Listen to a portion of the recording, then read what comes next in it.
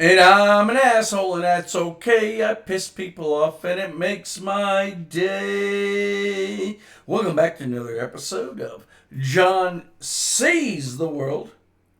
Or does John see the world? See, compared to last time, I got that right. Okay? I got that. I managed to get that part down pat. Um, well, you'd think I'd have it down pat after over 30 episodes, but hey, sometimes you forget things. Once again, Richard isn't here. He's unable to attend tonight, so we shall do this sans Richard and do this on our own. Um, I don't know. I sort of want to talk about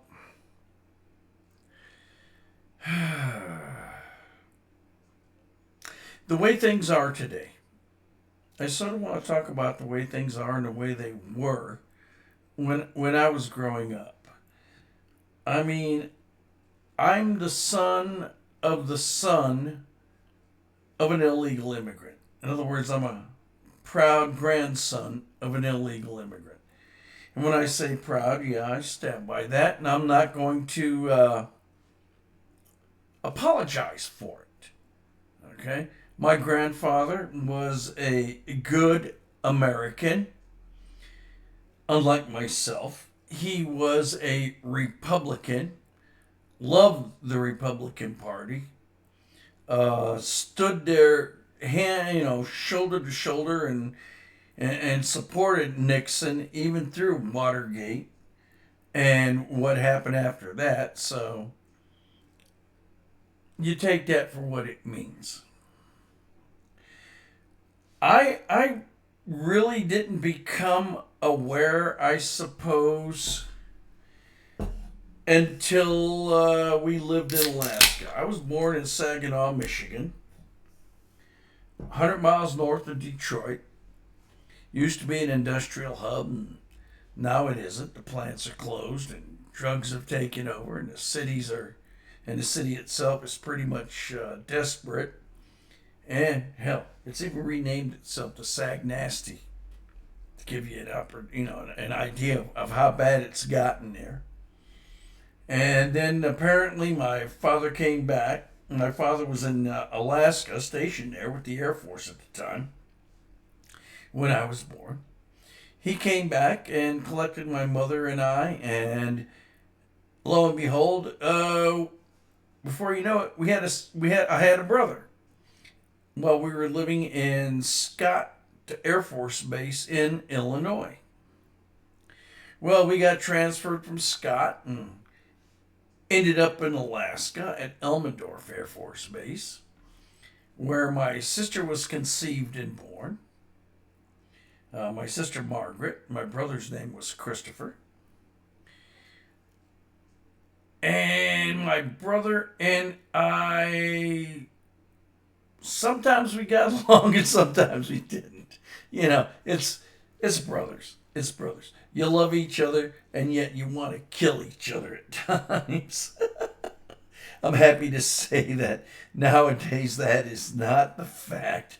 That we try to keep in contact with each other, though we're not as close as he would like or as I would like, and it's failings on both our parts, I suppose. The thing you have to understand is that our sister is gone now. She's been gone for several years. Our youngest brother, who was born in Michigan in the mid to early late 60s, he's gone as well. And of course, mom and dad aren't around anymore. But the thing is that I first became aware in Alaska, of being a person, of being aware of I am. I couldn't ask for better parents. Seems like no matter what base we were stationed at, my dad was 26 years Air Force. But it seems that regardless of what base we were stationed at, my father, well, my friends would always gravitate toward our house. You know, there was always a bowl of beans ready and a fresh tortilla with butter on it. And I think I've told you about this before. But it doesn't hurt to emphasize that. Being an Air Force family, we were, I don't want to say forced, but we were provided the opportunity to integrate with other people. Yes, we were brown of skin, light brown or dark brown, whatever you want to call us. But we had to interact with people who were, well, what you call white folk. And we interacted with people who were black and Asian and every mix in between, Indian or whatever. We were taught not to differentiate between people because of the color of their skin, but rather the content of their character. Wow, that means a lot. Wildcat agrees. Woo! We were taught to look at somebody and take them as they were and not make a decision about what or who they were before we knew them. This was the way our country treated everybody at that time. Okay, fine. You don't want to believe that. Oh, look at the riots, the 60s, Detroit, whatever. Yeah. You push people too far, they're going to blow up on you. That's just the way it is. Okay? Fortunately, in my situation, and my brother and sister and my other brother's situation, we didn't see much racism, though we did experience it from time to time, particularly down in I'm sorry to say, but down in Texas. We experienced a lot of racism down in Texas that I remember. I can remember being called a wetback, being called a mojado, being called an illegal, despite the fact that I was born in this country. And my brother and sister were subjected to the same thing at one point or another. So we came to Texas, we endured that. And yet most of our friends, most of my brother and I's friends, were white. They weren't Mexican, they weren't Asian or any, they were white. And we, don't get me wrong, we had our Mexican and Asian friends too, and black friends and such. But most of the people we hung around with were white. And so we didn't understand, the racism of other white people. Now, I know I've told you about this in the past, but I've had 4 mothers in my life. I've had my own mother who gave birth to me, who was perhaps one of the most wonderful people I have ever in my life had the fortune of knowing. She was caring. She was interested in our lives. Went out of her way to make things easier for us in every respect you could think of. And at times when we disagreed with our father, she would protect us against him. And don't get me wrong, my dad wasn't a violent individual, far from it. But he did have his beliefs, and he was very steadfast about certain things.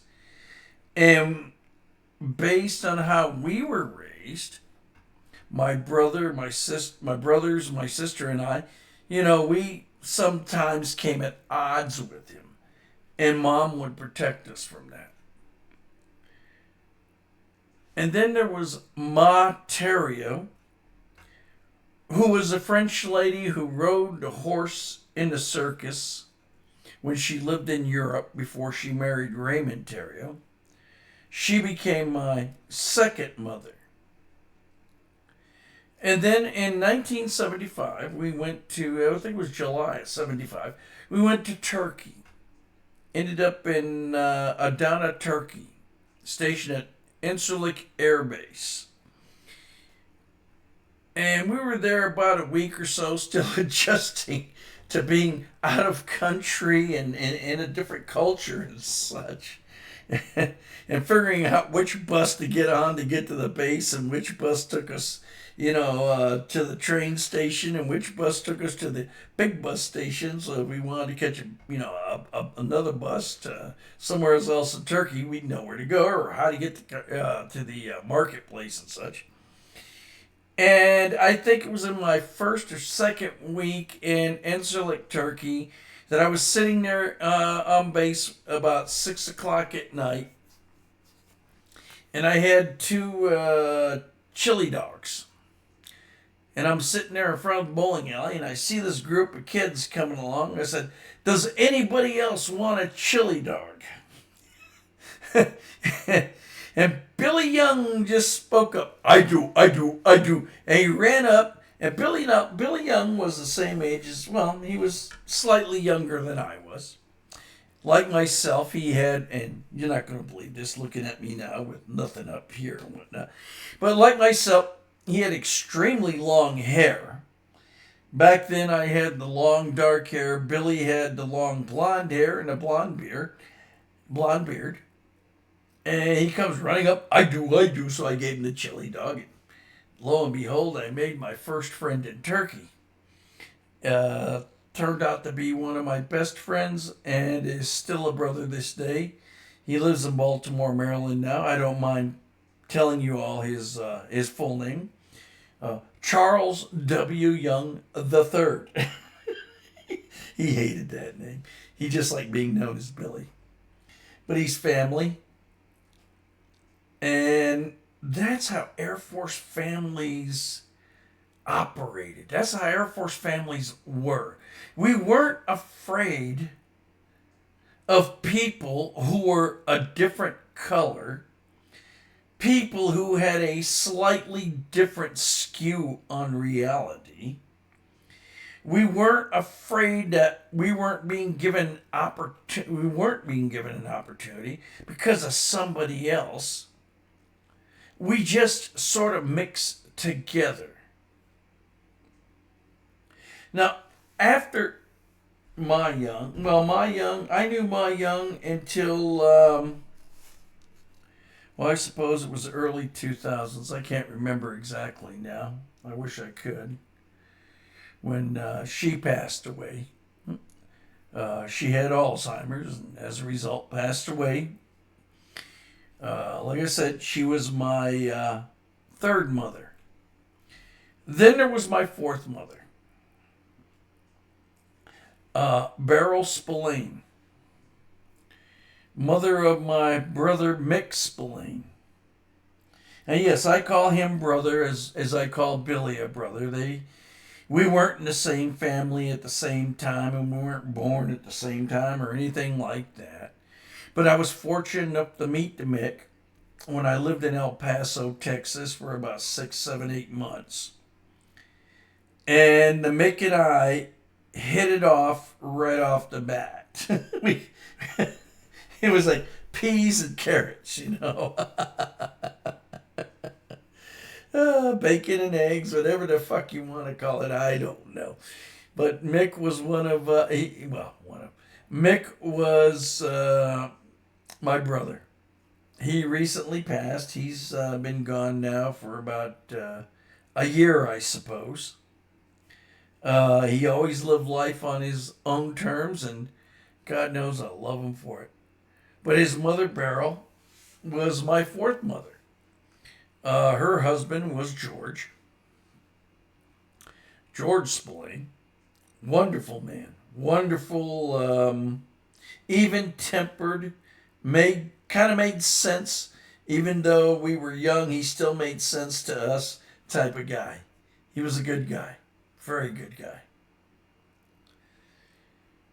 Now, I suppose I'm coming at you with this because there's a lot of you out there that are afraid of immigrants, afraid of people that are different from you.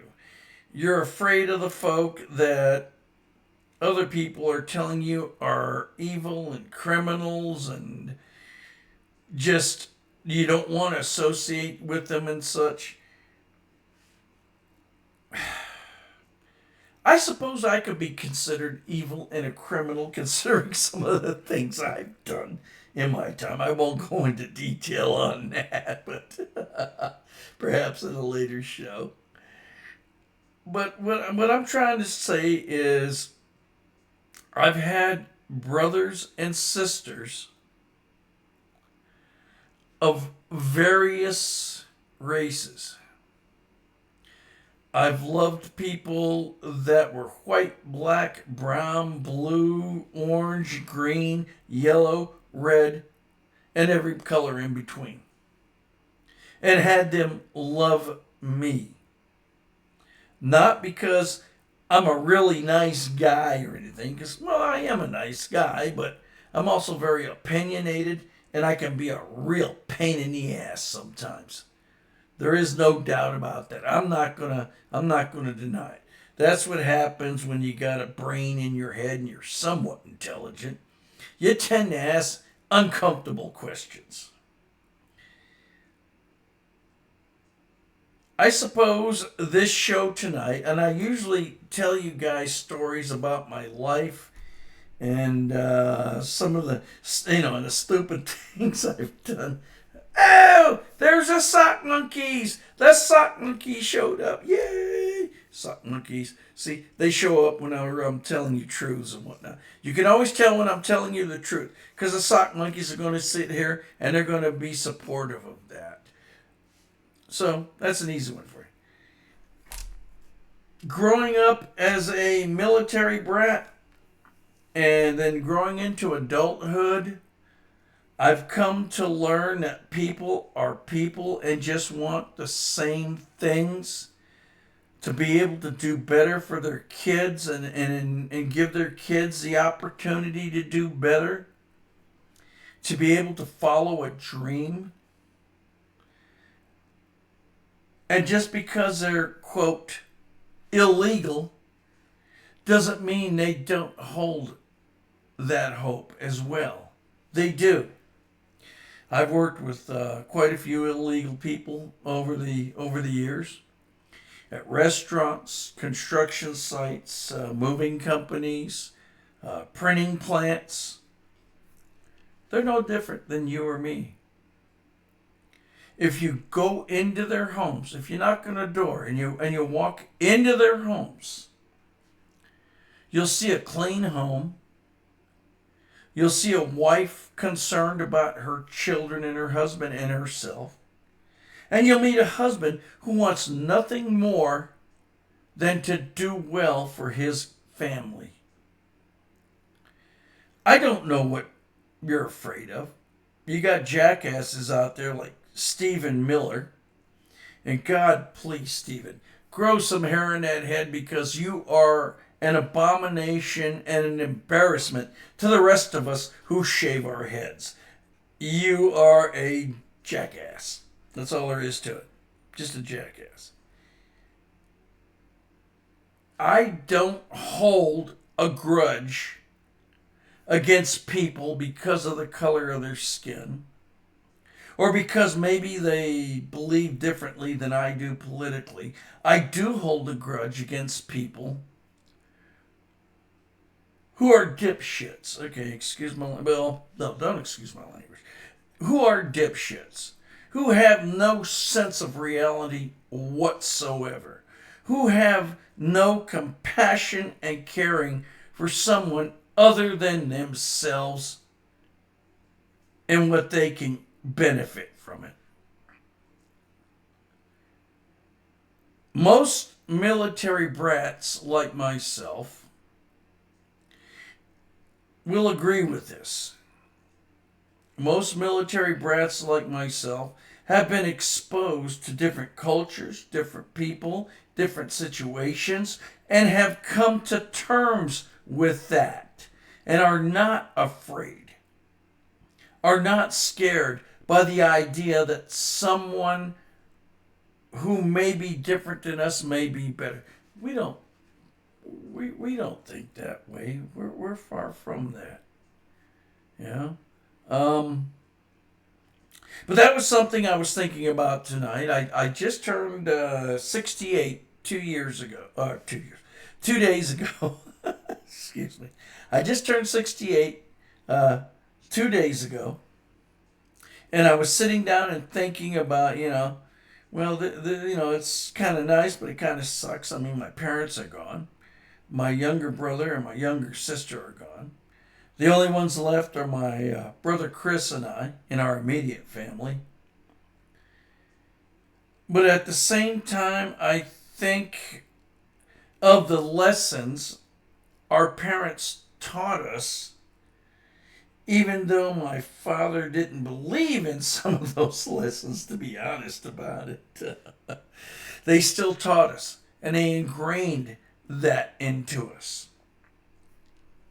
So if I'm on, if you've seen me on Facebook and you've seen me rant against the current administration and their disciples and such, just know it comes from a place where I was taught fairness, caring, and being honest with yourself and with each other. But I suppose that's sort of what I wanted to say today. I love this country. I don't care what anybody else tells me, that if you don't like it so much you can leave. No, I will never leave. I will never leave this country. I will always love this country. I will always fight for the rights that those in the past have earned for us. And you'll note I said they earned it for us, not us. We didn't earn these rights. We just lived them. And it's up to us to protect them. So from me to you, be better people, man. There's no need for this bullshit with this clown who's running the White House with his hate and anger and revenge. Be better than that. And so John sees the world, and John sees, or is it John sees the world? I leave you with that message. Love and peace, man. Even though if you don't accept one or the other, I will stomp your ass. I'm just that way.